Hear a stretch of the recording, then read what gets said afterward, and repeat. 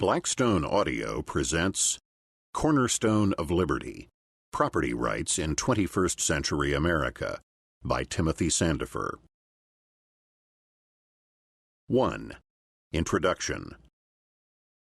What is it about our homes that makes them more than just wood and bricks? When Hurricane Katrina slammed into New Orleans and Mississippi in 2005, leaving thousands homeless, the nation saw firsthand just how much our property really means to us.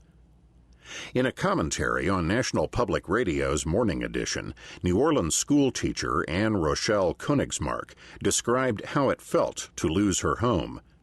She appreciated the hospitality of the Atlanta relatives who took her in, she said, and Atlanta was very pretty. But it wasn't home, and she kept thinking about what she had left behind. I imagine my house, which did not flood, sitting on our deserted street, hot and silent, rotten food in the fridge, toys and knickknacks gathering dust. I often dial my home phone number. The voicemail no longer picks up. It just rings and rings. I worry that someday someone will answer. Private property is an essential part of the human experience. Its importance to us is embodied in silly sentimental poems like Edgar Guest's Home. It takes a heap o' livin' in a house to make it home. And in our most eloquent literary expressions, such as the Odyssey, in which the Greek warrior Odysseus braves all the wild dangers of legend to reach his grand and gracious house. Not only are our homes important, business owners too find profound personal meaning in private property. They treasure the feeling of self-sufficiency and independence that comes from owning and operating their own shops or restaurants. As writer and businessman James Chan explains, entrepreneurs are people who feel compelled to express our individuality through running our own businesses. Personal possessions, too, are obvious examples of the importance of private property in our lives. Anyone who owns a wedding ring, or a photo album, or a piece of heirloom furniture knows the immense personal meaning that owned objects can embody, a personal meaning we call sentimental value. People who have suffered a robbery or a burglary can attest to the terrible consequences of property crime. The shock and intense feelings of personal violation stay with victims long afterwards. Property isn't important just for individuals. It's also an essential ingredient for economic growth and prosperity, for secure savings and intelligent investment, and for the sophisticated transactions that raise the standard of living for everybody in society. Property enables people to organize their resources and work together, to experiment with innovations, and to reap the rewards of their hard work. During the 20th century, many misguided political leaders tried to abolish private property, and the results were disasters in every conceivable way. Those societies lost everything, from social prosperity and peace to the very notion of personal privacy.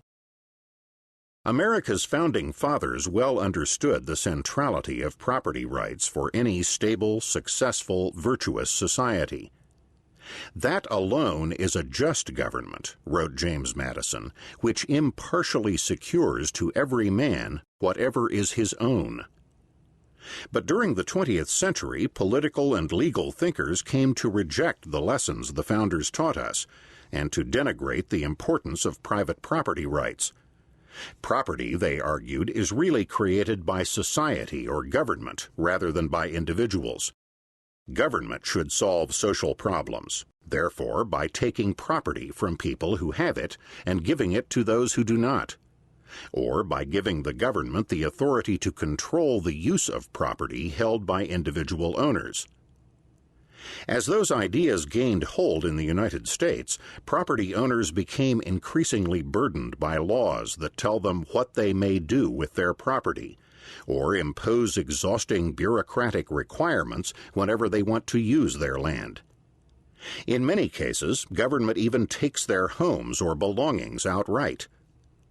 As an attorney at the Pacific Legal Foundation, America's oldest public interest law foundation dedicated to protecting private property rights and other individual liberties, I've been in a unique position to observe some of the more disturbing ways in which government violates the fundamental rights of Americans to acquire, use, and trade property. Such interference curtails the essential freedoms that Americans ought to be able to take for granted, and often the consequences are terrible: injustice, economic stagnation, and the erosion of the fundamental basis of healthy democracy. In 2005, the U.S. Supreme Court decided the case of Kelo versus New London, holding that government may use eminent domain to condemn private homes and transfer the land to developers who want to demolish and replace the homes with privately owned shopping malls, hotels, or convention centers. The decision sparked a national outcry, and political leaders began looking for ways to solve the problem. But the abuse of eminent domain is only one aspect of a property rights crisis in America today. Addressing that crisis requires understanding the origin and meaning of property rights, as well as the role of those rights in the U.S. Constitution. In what follows, I will give a brief account of why property rights matter, to human beings generally and to Americans in particular. I will then look at the state of property rights in our nation today.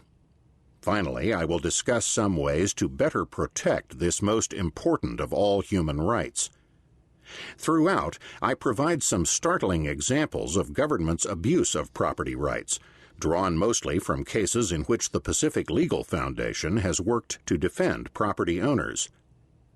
Because this essay is intended only as a brief introduction to recent controversies over the security of private property, I have skipped over many important and complicated aspects of property rights. Those who wish to pursue these issues further will find some reading suggestions in the bibliography.